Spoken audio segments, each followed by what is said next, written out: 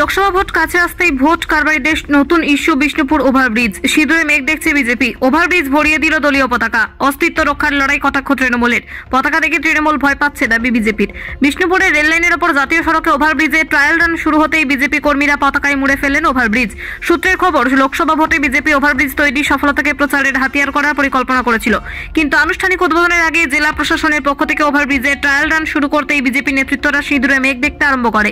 পরিকল্পনা ভেস্তে যাওয়ার আশঙ্কায় রাজনৈতিক দখল নিতেই এদিন বিকেলে বিজেপি কর্মীরা ওভারব্রিজে দুই ধারে পতাকায় ছয়লাভ করে দেন। এই নিয়ে রাজনৈতিক চর্চাও তুঙ্গে ওঠে। তৃণমূলের দাবি, বিজেপি ওভারব্রিজে পতাকা লাগিয়ে অস্তিত্ব বাঁচানোর লড়াই করছে। এটা বিজেপির নোংরা রাজনীতি। ওভারব্রিজ উদ্বোধন করবে রাজ্য সরকার। অন্যদিকে বিজেপির দাবি, পতাকা লাগানোটা হাতিয়ার নয়, হাতিয়ার মানুষের গণতন্ত্র অধিকার। হাতিয়ার হচ্ছে উন্নয়ন। উদ্বোধনের আগে বৃষ্টি চালু হয়ে গেল। এখানে কেন্দ্রের মন্ত্রী আসবে, কেন্দ্রের দল আসবে, কেন্দ্রের টাকা দিয়ে তৈরি হয়েছে, তার জন্য ভারতীয় জনতা পার্টির কর্মীরা তা জানান দিচ্ছে। সাধারণ মানুষকে, এখানকার লোকাল প্রশাসন মানুষকে ভুল পদক্ষেপ নিচ্ছে। আসল কথা, পতাকা দেখে তৃণমূল ভয় পাচ্ছে। বিষ্ণুপুরের বিজেপি সাংসদ সৌমিত্র খায়ের দাবি, কেন্দ্রীয় সরকারের প্রকল্পে রাজ্য সরকার জোর করে উদ্বোধন করে দেয়। এতে ভারতীয় জনতা পার্টির ছেলেরা পতাকা লাগিয়েছে, বেশ করেছে। কেন্দ্রের সরকারের টাকায় ব্রিজ হচ্ছে, আমরা মানুষকে তা জানাবই। মঙ্গলবার সন্ধ্যায় জেলা শাসকের পক্ষ থেকে বিজ্ঞপ্তিও জারি করা হয়। বিষ্ণুপুর ওভারব্রিজের নিচে ড্রেন তৈরির কাজ চলবে, যে কারণে 31শে জানুয়ারি থেকে 1 ফেব্রুয়ারি পর্যন্ত ওভারব্রিজের ওপর দিয়েই যান চলাচল করবে। আনুষ্ঠানিক উদ্বোধনের আগে রাজ্য প্রশাসনের পক্ষ থেকে ওভারব্রিজ খুলে দেওয়ায় তাই নিয়ে রাজনৈতিক চাপানোতর চলে। বাঁকুড়ার বিষ্ণুপুর থেকে সুচিন্ত গোস্বামীর রিপোর্ট।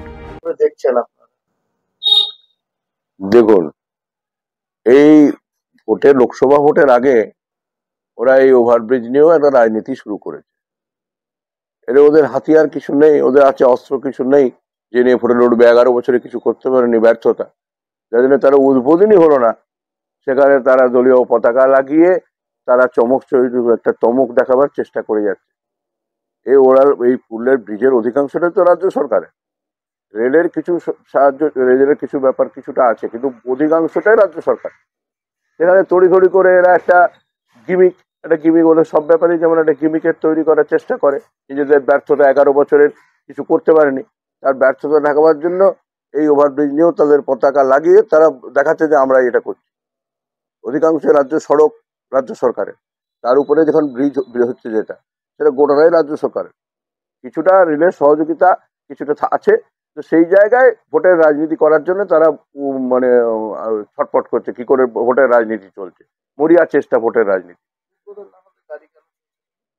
সেটা কিছু কাজ হচ্ছে, সেই জন্য সাময়িকভাবে 2-1 দিনের জন্য এটা গাড়িগুলো চলছে। তলায় কোনো কিছু কাজ হবে, তার জন্য এখন উপরটায় এইভাবে গাড়িগুলো পাস করার জন্য এরকম একটা হচ্ছে।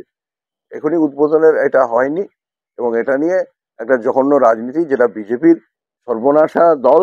তাদের কোনো কর্ম নেই, কোনো কাজ করেনি, মানুষের কোনো কাজ করেনি। 11 বছর ধরে তারা ব্যর্থ। আমাদের সাংসদও ব্যর্থ, তিনিও কোনো কাজ করেননি। এখন তিনি ছোটাছুটি করে দেখাতে চাইছেন যে সবকিছুই আমরা করছি। নাহলে কখনো নির্লজ্জভাবে এখনো দলীয় পতাকা টাকায়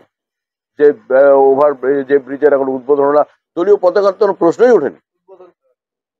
উদ্বোধন উচিত আমাদের পশ্চিমবঙ্গ সরকারের করা উচিত, আমাদের মাননীয় মুখ্যমন্ত্রীর করা উচিত উদ্বোধন। সেটা এখন আছে, সেটা বলতে পারবেন, তিনি বলতে পারবেন। বিজেপি তো সবই করবেন।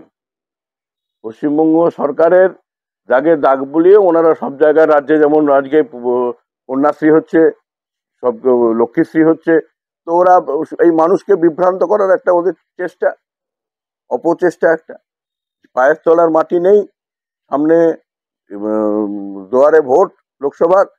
ওরা বুঝতে পারছে যে আমাদের যা হোক করে চমক সৃষ্টি করে, মিথ্যা প্রচার করে মানুষকে এখনো যদি বিভ্রান্ত করা যায়, কিন্তু মানুষ সব ভুল বুঝতে পেরে গেছে। মানুষ ওদের পাশে নেই, সে তো তার প্রমাণ বিগত দিনে পৌর এবং পঞ্চায়েত ইলেকশনে মানুষ পেয়েছে, এবং মানুষ উত্তরও দিয়েছে। তার উত্তরের সময়ের অপেক্ষায় যে ব্যর্থ আমাদের এমপিও, তিনি কোনো কিছু কাজ করেনি, নিটফল 0। তিনি ছুটাছুটি করছেন, আর ওই রাজনীতির দলীয় কোন্দল, তাদের অসম্ভবভাবে তাদের কোন্দল, সেই সবকে এখন ঢাকা দেওয়ার জন্য, নজর ঘোরাবার জন্য তারা এইসব চেষ্টা করে। দিব্যেন্দু ব্যানার্জি, সহসভাপতি, বিষ্ণুপুর সাংগঠনিক জেলা তৃণমূল কংগ্রেস। কেন্দ্রীয় সরকারের প্রকল্পে আজ পর্যন্ত রাজ্য সরকার জোর করে তার উদ্বোধন করে দেয়, তো আমাদের ভারতীয় জনতা পার্টির ছেলেরা পতাকা লাগিয়েছে, বেশ করেছে। তৃণমূল কংগ্রেস কোনো জায়গায় তো আমাদের আমন্ত্রণ করে, এই যে মুখ্যমন্ত্রী আসবেন, এখানে বিরোধী বিধায়কদেরকে উনি ডাকবেন না। আর আমাদের ছেলেরা রাস্তায় পতাকা টাঙাবে, এটা তো স্বাভাবিক। কেন্দ্রীয় সরকারের টাকায় ব্রিজ হচ্ছে, আমরা তো মানুষকে জানাবোই। আর ওইটা এসে মুখ্যমন্ত্রী হয়তো এসে ফিতা কেটে দিয়ে চলে যাবেন, গায়ে জোর যার মুলুক তার। এই তো চলে তৃণমূল কংগ্রেসের। তৃণমূল কংগ্রেস জীবনেও কোনোদিন নিজের রাজ্য সরকার কোনো ফান্ডে কোনো কাজ হয় না, কিন্তু সবসময় কেন্দ্রীয় সরকার টাকা নিয়ে নিজের রাজ্য সরকারের নামে বলে।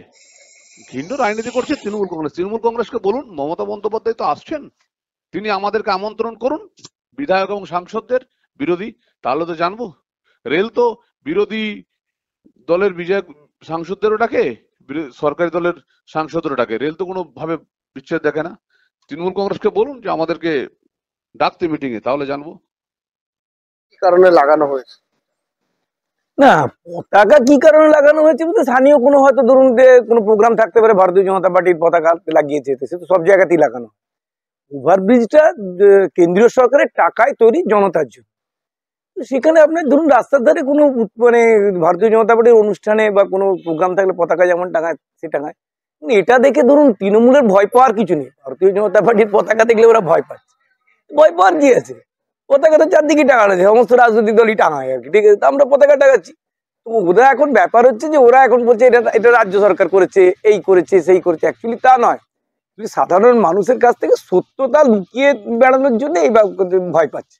সাধারণ মানুষ যদি জানতে পারে যে না, এটা তো কেন্দ্রীয় সরকার, সমস্ত উন্নয়ন কেন্দ্রীয় সরকারের টাকাতেই হয়, রাজ্য সরকারের টাকায় কিছু উন্নয়ন হয়। রাজ্য সরকারের টাকার কাটমানি খেতে আর ওই চুরি করতেই চলে যায়। যতটুকু উন্নয়ন হয় কেন্দ্রীয় সরকার টাকা। তো সেটা আগামী তৃণমূল দাবি করছে যে আগামী লোকসভা নির্বাচনের জন্য প্রচার। না, লোকসভা নির্বাচনের প্রচারের ব্যাপার নেই। মানুষের মনে এখন ভারতীয় জনতা পার্টি, তাকে নতুন করে প্রচারের আলোয় কিছু আনার দরকার নেই। কারণ চোরেদের রাজত্বে একমাত্র রাম সাধু পুরুষ আর কি, ঠিক আছে। সে রাম সবাইকার মনে মনে বসে গেছে।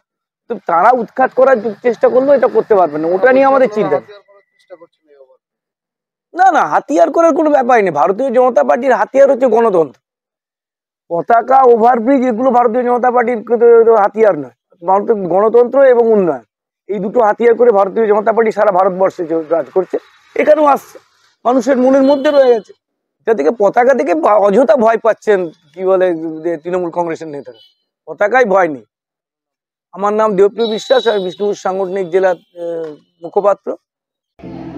যদি আপনার ছেলে বা মেয়ে মাধ্যমিক বা উচ্চ মাধ্যমিক পাস করে আছে এবং আপনি ভাবছেন যে তাকে দিয়ে কি করাবেন, তো এখন কিন্তু অনেক বড় একটা সুযোগ দেশের জন্য কিছু করার, নিজের জন্য কিছু করার। তার জন্য কি আছে, আমাদের West Bengal police, Kolkata police, এছাড়া আর্মি বহু অনেক র্যাঙ্ক আছে, সিআরপিএফ, আরপিএফ, কনস্টেবল, এই সমস্ত জায়গায় প্রচুর ভ্যাকেন্সি কিন্তু এখন আছে।